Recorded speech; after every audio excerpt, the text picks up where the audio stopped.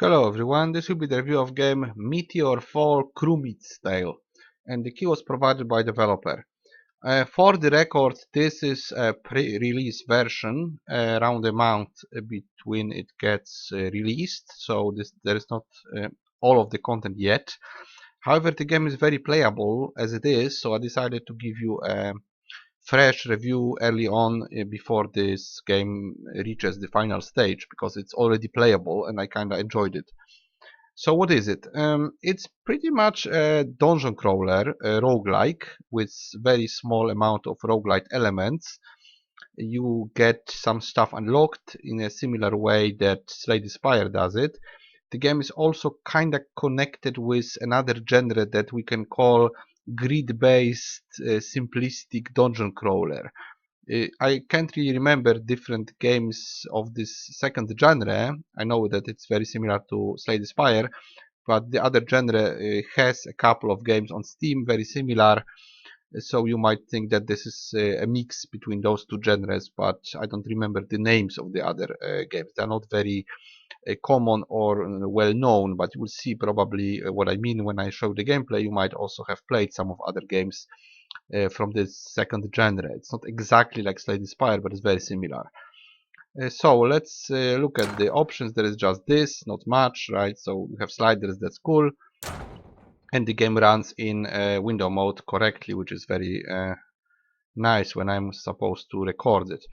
So we have two characters to choose from. Choose your champion. Yeah, the guy is rather loud. Maybe we can go even lower with sound. There is some voice acting here. Maybe let's go like this. Okay, so the second champion is unlockable, so I'm gonna show you the first one. And we'll go through a couple of rounds of one run. So basically there is a run, the guy is level 4, the other guy is also level 4, and they promise 2 more characters. But even now, we can play 2 characters and we can make subsequent runs with each of them. So the game offers quite a lot of gameplay actually, because you have to level them up and try to push all the way to the end. I was unable to do it yet, so well, I played like 3 hours and I'm somewhere in the process of leveling. This is just level 4 and it takes time to get...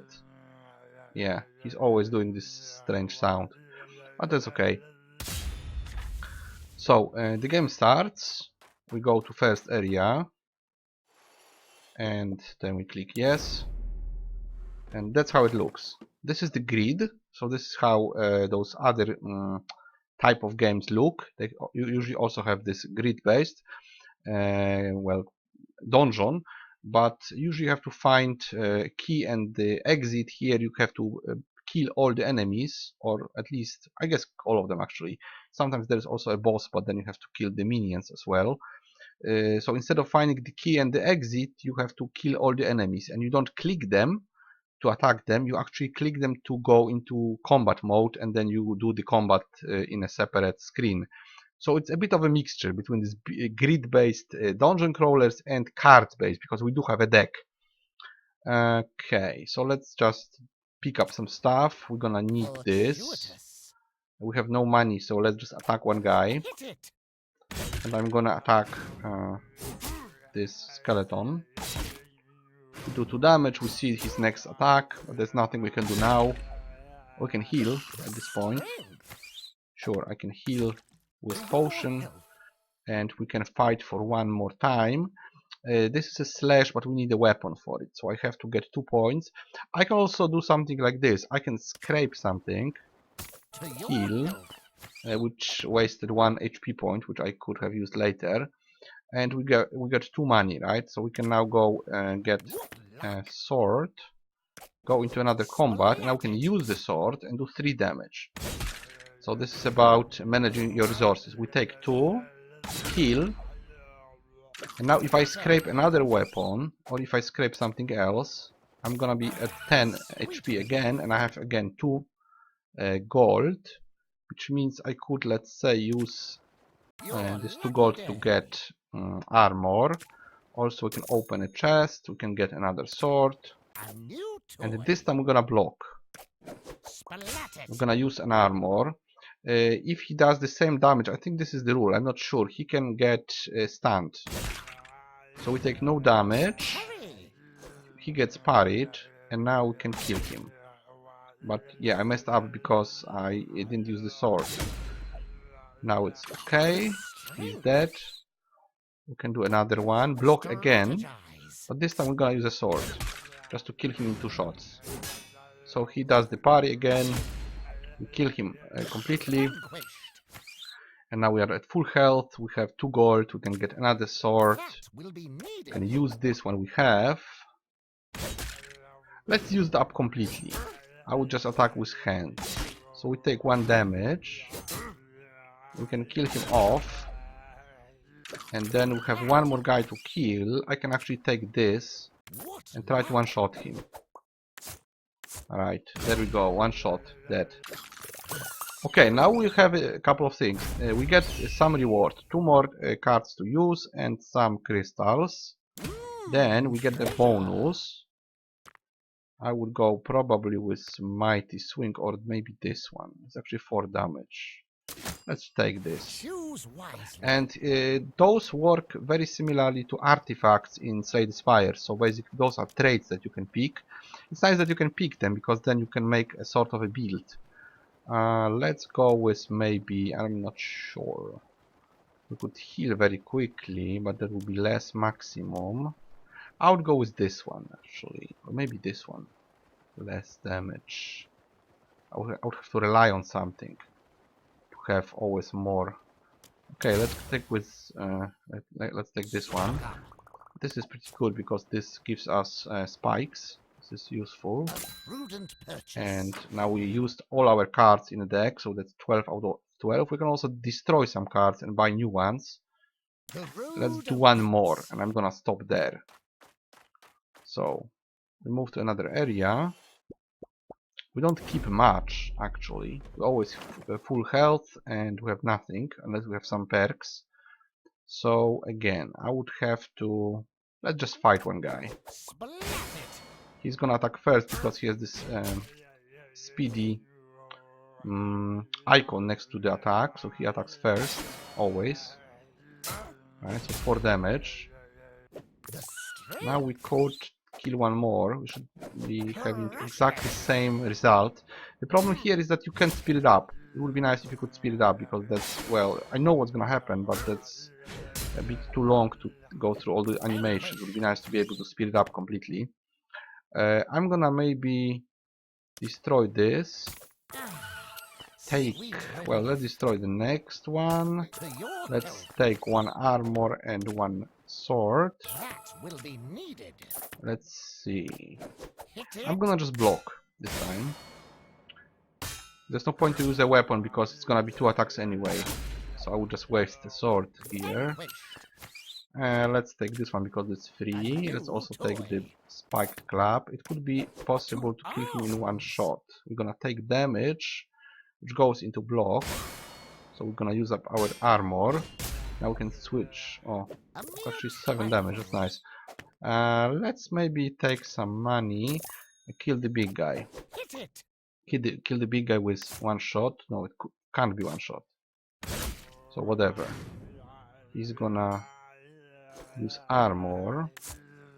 Well, he's gonna do damage anyway. So let's heal fully.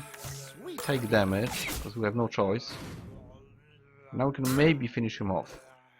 Yes, we can, because now he's not yet blocking. So he took the full damage. Now we can use the spikes.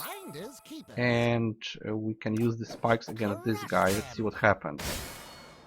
He's gonna attack, take damage, and we finish him off. Very nice. So let's kill another one.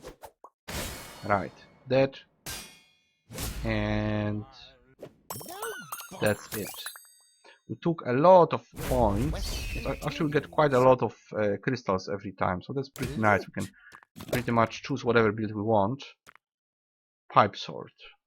Well, maybe it's just strong, but this is useful because you can use outside of combat. We can use on the grid, not in combat, but on the grid. We can shoot the enemies before actually attacking them.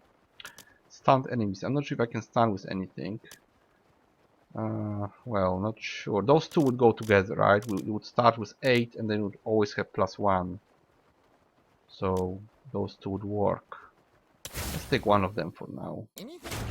And I'm gonna take maybe this one. I'm not sure what it does. The problem is that it doesn't have hover on, right? You don't know what you're picking. When you block, you lose gold. I don't want to lose gold. This one is what? This is useful.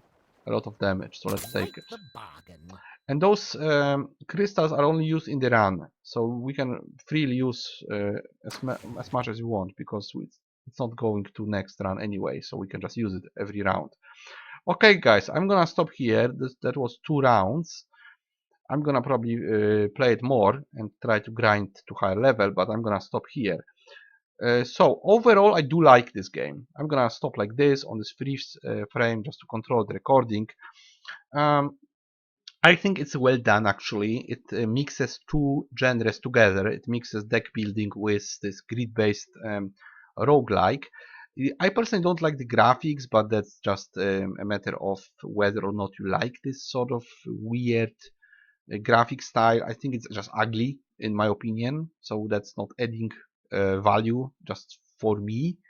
But the game has actually very good mechanic. It's well done, it's well thought together. You can make builds of sorts, you have to think before you act, so it's actually well done. It's actually quite in depth, even though it's not finished.